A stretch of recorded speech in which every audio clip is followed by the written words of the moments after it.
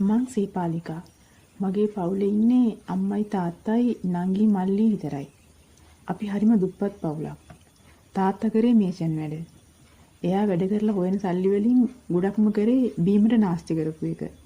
එයාගේ තිබුණ බේබදුකම නිසාම මිනිස්සු එයාට වැඩ දුන්නෙත් නැහැ. මොකද වැඩ කරන්නම් කිය මෙයා මිනිස්සුන්ගෙන් සල්ලි අරගෙන හොඳට බීලා පස්සේ වැඩ මග අරිනවා. ඉතින් මෙයාගේ මේ වැඩ වලින් මට්ටු වුණ මිනිස්සු ආපහු මෙයාට වැඩ දෙන්නේ නැහැ. අපි 3 දෙනාට විතරක් නෙවෙයි. එයාටත් කන්න දුන්නේ අම්මා හෝටල් ගානේ ගිහින් ගිනි කාගෙන ඒ වගේ උයලා හම්බ කරපු සොච්චමේ. අම්මා මොනතරම් දුක් විඳත් තාත්තට අම්මා ගැන වගක්වත් තිබුණේ නැහැ. කාලේ ගෙවිලා අපි ලොකු මහත් උනේ තාත්තගේ මේ අවලං වැඩ වගේම අම්මා විඳින දුක් දිහා බලාගෙන.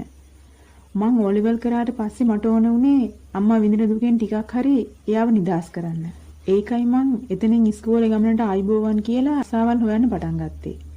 ඕම ඉන්න අතරේ තමයි අපේ පුංචි ඒ කියන්නේ අපේ අම්මගේ නංගි වැඩ කරපු ගාමන්ට් එකේ මට රස්සාවක් හම්බෙන්නේ. අපේ පුංචි බැඳලා හිටියේ නෑ. ඒ වෙනකොට එයාට අවුරුදු 40කුත් පැනලා තිබුණේ. ඒත් එයා කසාදයක් බඳින්න කැමති වුණේ නෑ. කලින් ඒකට හේතුව නොදැන හිටියත් එයා එක වැඩට යන්න එන්න ගත්තට පස්සේ තමයි මං හරිම හේතුව දැනගත්තේ. අපි වැඩ ඇරිලා යන පාරේ ගෑරේජ් එකක් තිබුණා. පුංචි හැමදාම එතනින් යද්දි ඒ දිහා බල බල hina වෙලා තමයි යන්නේ. මේ මොකද කියලා මං ඒ පැත්ත බලනකොට තමයි මං දැක්කේ මිනිස්සෙක් පුංචි එක්ක hina වෙනවා. හැබැයි පෙනුමෙන් නම් එයා පුංචිට වඩා බාල ඇති කියලා මට දැකපු දවසේම හිතුණා. අනික පුංචිට වඩා ලස්සනයි. එහෙම දවස් දෙක තුනක් යද්දි මාත් පුංචි වගේම මේ පැත්ත බලලා hina වෙන්න නිකම්ම පුරුදු වුණා.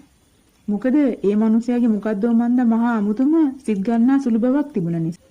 ඊටත් පස්සේ එයා පාරට ඇවිත් අපිත් එක්ක කතා කරා. එයාව දැක්කම පුංචි හරි අමුතු වෙනවා. හරියට පොඩි ළමයෙක් වගේ තමයි එයාගේ හුරතලේ.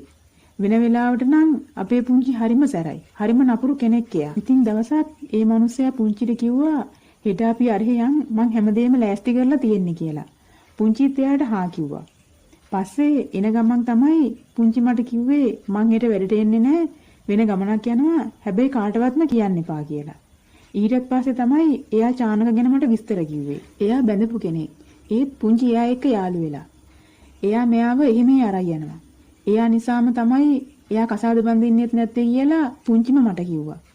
මම පොරොන්දුන විදියටම එයාලා ගැන කාටවත්ම කිව්වේ නැහැ. මේ දෙන්නත් ඉතින් සුමානකට සැරයක්වත් කොහේ හරි යනවා. ඔහොම ටිකක් කාලේ ගෙවුණා. දවසක් පුංචිට අසනීප වෙලා එයා වැඩට ආවේ නැහැ. මං එදා තනියෙන් එද්දි යානකමට කතා කරා. එයා හරිම අමුතු විදියකට මන් දිහා බැලුවේ. ඇත්තම කිව්වොත් මාත් ඒ බැල්මට ආස වුණා.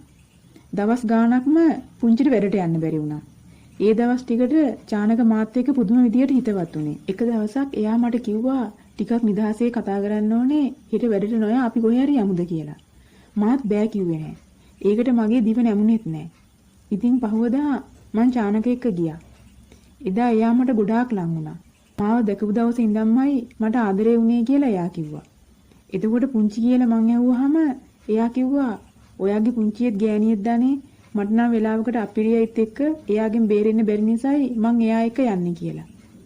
එදා චානක මගේ පුංචිට එහෙම අපහාස කරද්දී ඒක මට දැනුනේ හරියට මගේ කනට මීපැණිවක් කරනවා වගේ. චානකගේ වචන වලට අහු වෙලා මං එයා ඉල්ලපු එයා කරමු කියපු හැම දෙයක්ම එයාට දුන්නා. අමාරුවෙන් හරි කරා. ඒත් ටික කාලයක් යද්දී මගේ හිතට ඇත්ත ආදරයක් ඉදිකම් කරා. ඒ මගේ යාළුවෙක්ගේ අයියා කෙනෙක්. එයා මට ගොඩක් ආදරේ වුණා. මාත් එහෙමයි. ඊට පස්සේ ඉඳලා මට ඕන වුණේ චානකගෙන් සදාටම ගැලවිලා ඇවිත් විකුංගාව නතර වෙන්න. ඒත් චානක ඒකට මට ඉඩක් දුන්නේ නැහැ. මාව මගදී හම්බ වෙලා මට හරියට කරදර කළා. අනික තමයි ඒ වෙද්දී පුංචි මායි චානකයි ගැන දැනගෙන අපි දෙන්නම එක්ක තරහ වෙලා හිටියේ. ඉතින් මං තනියෙන් තමයි ආවා ගියේ.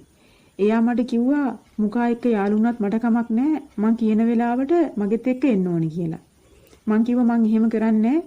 ඔයා මාව අතාරින්න, ඔයා මාව අතෑරියේ නැතත් මං දැන් ඔයාව අතෑරලා ඉවරයි කියලා. ඒ පාර එයා හයියෙන් hina වුණා. හයියෙන් hina වෙලා එයා මට එයාගේ ෆෝන් එකේ තිබිච්ච ෆොටෝ වගේක් පෙන්නුවා. ඒ වගේ තිබුණේ මගේ නරක විදියේ ෆොටෝ. උඹ මං කියන දේ නොකරොත් උඹේ කියන හැමෝටම මං මේවා යවනවා කියලා එයා කිව්වා. එතනින් එහාට මට කතා කරන්න දෙයක් තිබුණේ නැහැ. එයාගේ වචනයට අවනත වෙනව ඇර.